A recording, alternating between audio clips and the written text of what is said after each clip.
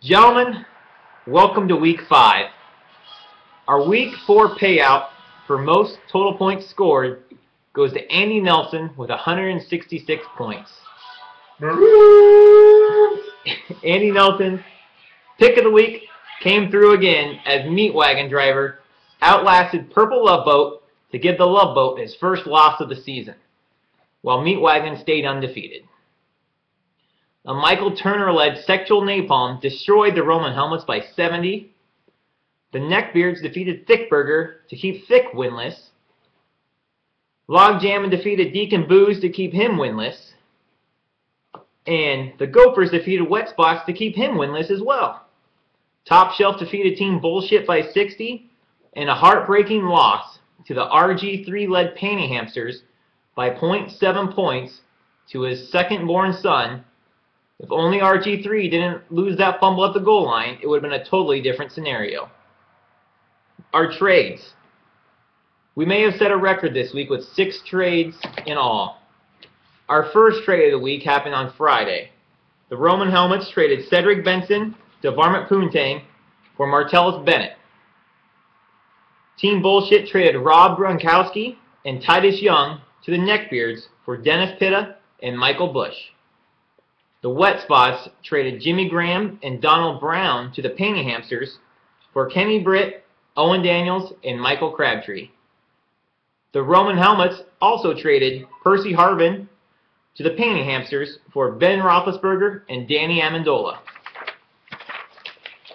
The Helmets, in their third trade of the week, involved a 7-player trade, a huge blockbuster, involving Mojo, Rashard Jennings, Brandon Lloyd, and Nate Washington to Team Meat Wagon Driver for LaShawn McCoy, Demarius Thomas, and Jermaine Gresham.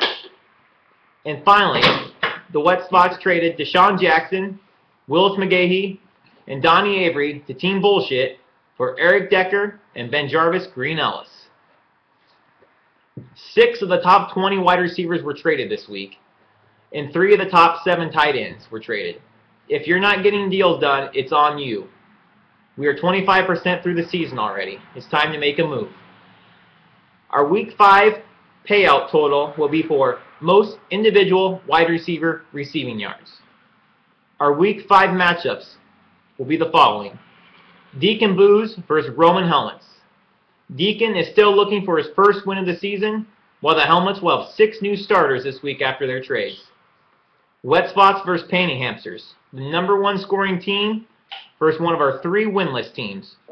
Both teams had some huge additions this week. We'll see how that plays out. Top Shelf versus the Neckbeards. Todd has gone every other week, scoring low, scoring high, then scoring low, then scoring high. That's backwards. With Tom Brady finally getting rolling again, it's only a matter of time before Gronk goes off with Brady for 70 total points for the Neckbeards. Meat Wagon and Varmint Poontang. Meat is still undefeated, but making huge moves as he traded away his #1 pick in LaShawn McCoy. Poontang has slowly been acquiring underperforming players, and Chris Johnson finally ran past the line of scrimmage this week. Will he keep it up, or did a blind squirrel find a nut? Purple Love Boat versus Team Bullshit. Bullshit made some big moves trying to improve his team, while Love Boat has sat idle, but still 3-1 and in first place, but this is a must-win for Team Bullshit. Sexual Napalm versus Thickburger. Thickburger is still winless and still getting nothing from Matthews and Jennings. Another horror story of drafting an injured running back at the draft. While Napalm has stuck with his hero in Michael Turner, and the highly coveted Rashard Mendenhall returns to action this week. The sky is now the limit for Sexual Napalm. Speaking of Sexual Napalm, he has the Bears defense. They have scored 73 total points this year. That would put them as the #6 running back, the #8 wide receiver, and the #1 tight end overall. That's a huge weapon for Sexual Napalm. Logjammin' versus Tebow My Fleener. Tebow has the worst name in the league, and nor does he own any of them. He has 3 starters on bye this week. could logjam and sneak one in and give Blake his first loss of the year. And now, League, it's time for our favorite segment in What's Bugging Andy.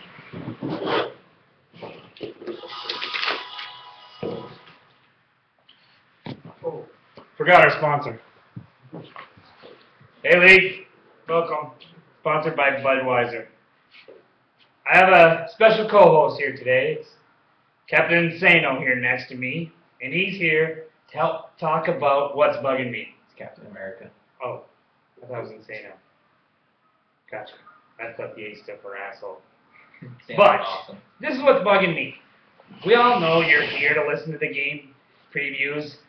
You just want to fast forward for the first 4 minutes because you're sick of stat this, stat that, who traded who, what's up. You're falling asleep because by the time you get to me, now it's time to wake up. I'm the one that has excited. You're here to watch me. You're not here to listen to Kyle sit there, look like a stoner, talk about how good Blake's team is, how good Kyle's team is, how good Leaper's team's not that good. He's 0-4. But what do you say we switch around next week? We start with the good stuff. Talk about what's bugging Andy. Talk about the overachiever of the week. Talk about the lock of the week. And we'll start that way. Then you can fall right back asleep and listen to Kyle and his stats. So that's what's bugging me.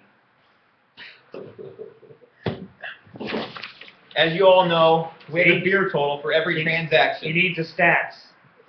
We're at 145 beers so far. At least hide it behind your shield, Captain Insano. The Roman Helmets and Team Wet Spots are both leading with 25 beers each so far after 4 weeks. Deacon Booze only has 2, and Thick Burger only has 0. 0 transactions for the year, and 2 for Deacon. Both are 0-4. Wet Spots is at least trying to get his first win. Deacon and Thick must really believe in their drafts.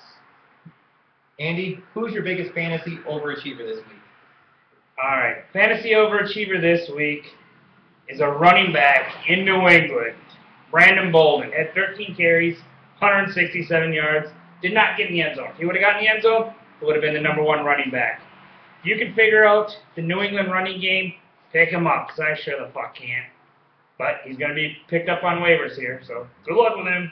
Who is your biggest fantasy underachiever? Underachiever, 2 of the 4 weeks, it's another one from the Varmint Poontang. Ryan Williams, 13 carries, 26 yards. I was all stoked because he finally got his shot. Beanie goes down on the IRs, not back till Thanksgiving. He's got a tough run defense to go against in Miami, but 13 carries, average 2 yards a carry. Come on, Mr. Williams, pick it up. Andy, so far you're 2-1 in your Andy Nelson lock of the week. Who is your lock of the week to win this week? Lock of the week, I'm putting my dick out there. I am really going big, and I am taking Team Bullshit / AP Can't Be Traded / Vic Dog Lovers or whatever the hell your name is to beat Purple Love Boat. Mainly because Purple Love Boat has 8 buys. You picked Purple Love Boat to lose 3 weeks now out of 4. Yeah. Why do you hate Brent? Because he won't answer my fucking trades. Did he bust your wife or something? I mean, honestly. I mean, it's 3 weeks out of 4. It is 3 weeks out of 4. Sorry, Brent. Those kids might not be yours. He didn't have one the first week.